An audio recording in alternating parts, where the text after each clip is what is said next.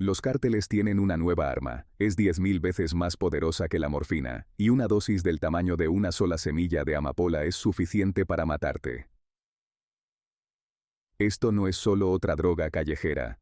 Este es un químico de grado militar. Durante décadas, existió únicamente como un tranquilizante veterinario altamente restringido, diseñado exclusivamente para elefantes de 10.000 libras. Pero hoy, los cárteles mexicanos lo están convirtiendo en un arma, y está inundando directamente los suburbios estadounidenses. Para entender cómo llegamos aquí, hay que observar la evolución del comercio mundial de drogas. Durante décadas, los cárteles operaron como conglomerados ilícitos de agricultura y transporte. Organizaciones como el Cártel de Sinaloa ganaron sus primeros miles de millones moviendo envíos masivos de cocaína colombiana a través de la frontera, y cultivando vastos campos de amapolas de opio para la heroína. Pero este modelo agrícola era vulnerable. Requería miles de agricultores, millones de acres de tierra, y dependía por completo del clima, los esfuerzos de erradicación de cultivos y las redes masivas de transporte. Luego vino el giro sintético.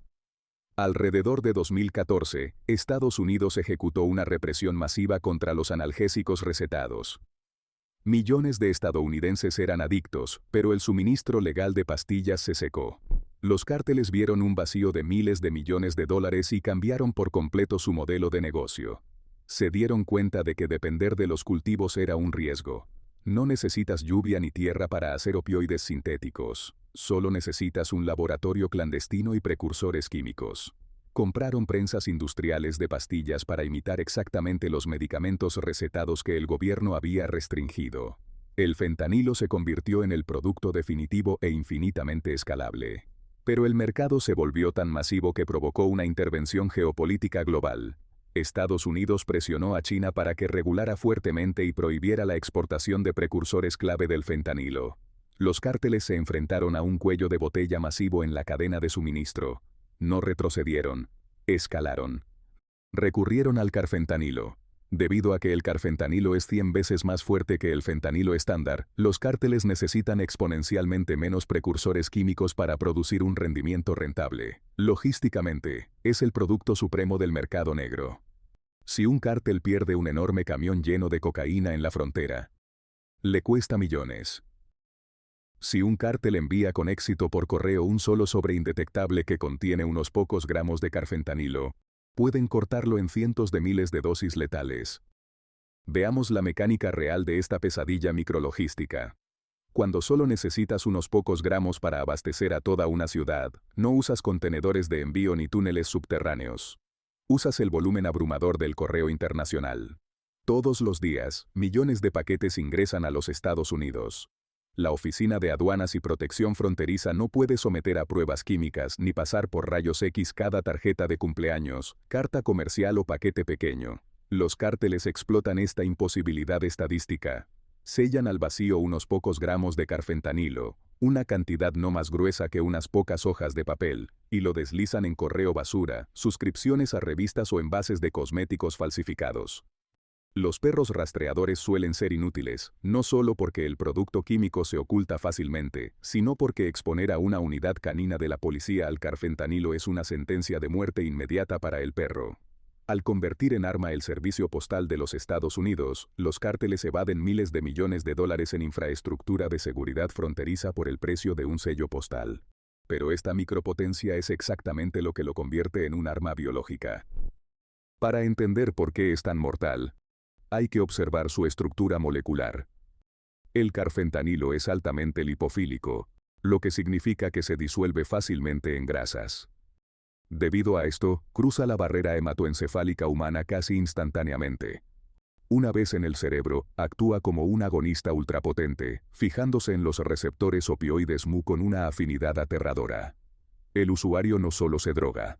La sustancia ataca inmediatamente los centros respiratorios del cerebro, apagando rápidamente el reflejo natural del cuerpo de respirar. Esta es exactamente la razón por la cual los socorristas están fallando en revivir a las víctimas. La naloxona, el medicamento estándar para revertir sobredosis, está diseñada para expulsar a los opioides estándar de los receptores del cerebro, pero cuando un grupo masivo de carfentanilo golpea esos receptores a la vez, el enlace químico es demasiado fuerte y la dosis es demasiado alta para que un aerosol nasal estándar lo pueda romper. El antídoto falla. Creamos Lawrence Reporting para exponer las redes globales que están destruyendo activamente nuestras comunidades. Si exiges la verdad, suscríbete al canal ahora mismo. Nosotros no apartamos la mirada. Esta no es una droga que la gente sale a comprar intencionalmente, es un aditivo oculto convertido en arma. El producto final casi nunca está etiquetado como carfentanilo. En cambio, los cárteles usan prensas industriales para fabricar medicamentos recetados falsificados, tiñendo y sellando el polvo para que se vea exactamente como Oxycontin, Percocet o Xanax legítimos.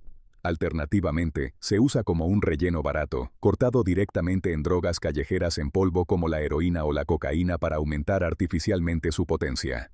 Pero aquí está la oscura verdad sobre el control de calidad de los cárteles. Aunque los cárteles son organizaciones de miles de millones de dólares, el proceso de mezcla real rara vez ocurre en laboratorios farmacéuticos estériles de grado de la FDA. Pueden usar prensas de pastillas industriales o grandes licuadoras comerciales, pero carecen fundamentalmente de la tecnología altamente especializada y calibrada requerida para una homogeneidad a nivel de microgramos. Cuando estás lidiando con una sustancia donde 0.02 miligramos es letal, una mezcla suficientemente buena todavía deja puntos calientes masivos y mortales. Debido a que están mezclando un químico donde una mancha microscópica es la diferencia entre un viaje y la muerte súbita, la mezcla imperfecta es una garantía. A menudo, el carfentanilo en una bolsa de cocaína ni siquiera es intencional. Es una falla logística catastrófica. Los cárteles y los distribuidores de nivel medio usan las mismas mesas de metal, básculas digitales y licuadoras para procesar pastillas falsificadas y cocaína. No limpiar una mesa deja rastros microscópicos de carfentanilo.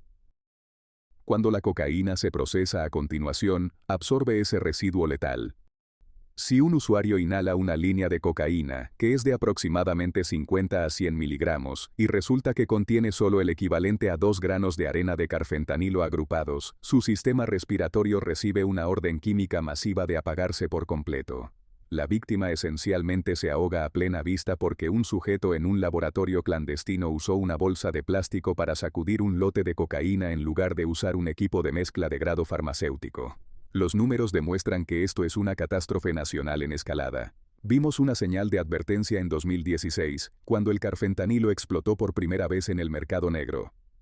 Florida se convirtió en una zona cero principal, sufriendo más de 1.100 sobredosis fatales vinculadas directamente al químico entre 2016 y 2017. Ohio reportó casi 400 muertes tan solo en la segunda mitad de 2016. Esa primera ola terminó abruptamente cuando Estados Unidos presionó con éxito a China para que prohibiera la sustancia en 2017. Pero el resurgimiento moderno, impulsado por los cárteles, ha convertido a la droga en un arma a escala nacional. Según los CDC, las muertes por sobredosis que involucran carfentanilo se dispararon en más del 700% al comparar la primera mitad de 2023 con la primera mitad de 2024. Tan solo en 2024, las muertes por sobredosis casi se triplicaron de un año a otro, alcanzando 413 muertes en 42 estados y Washington, D.C. Los datos de identificación del laboratorio de la DEA muestran un pico vertical aterrador.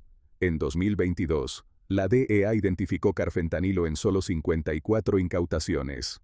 Para 2025, ese número alcanzó la asombrosa cifra de 1.400.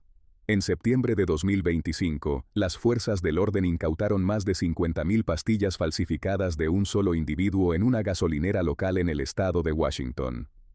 Un mes después, la división de campo de la DEA en Los Ángeles descubrió un aterrador arsenal de 628.000 pastillas que contenían carfentanilo. Recuerden, la cuota anual entera de la DEA para carfentanilo fabricado legalmente es de solo 20 gramos. El costo humano de esta pesadilla micrologística ya está aquí. En noviembre de 2025, Mikel Nalewaya, de 36 años, fue asesinado. Inconscientemente tomó un cóctel letal de fentanilo y carfentanilo, probablemente confundiéndolo con cocaína. Su madre, Kelly, organizó una asamblea en el Dorado Hills, California, exigiendo cambios legislativos, porque, como ella lo expresó perfectamente, no es una sobredosis. Es un arma homicida. Están usando un arma biológica para estirar sus márgenes de ganancias, aceptando las bajas como el costo de hacer negocios. Cualquiera que tome una pastilla no recetada está jugando a la ruleta rusa con una mina terrestre oculta. ¿Conoces a alguien que consuma drogas? ¿Están realmente al tanto de este nuevo peligro? Esto ya no es solo una mala reacción, es un tema inmediato de vida o muerte. ¿Es esta amenaza invisible lo suficientemente aterradora como para hacerlos pensar 2 veces y detenerse, o continuarán arriesgando sus vidas por un viaje del que tal vez nunca despierten? Deja un comentario. Dale me gusta a este video. Suscríbete al canal. Gracias por mirar.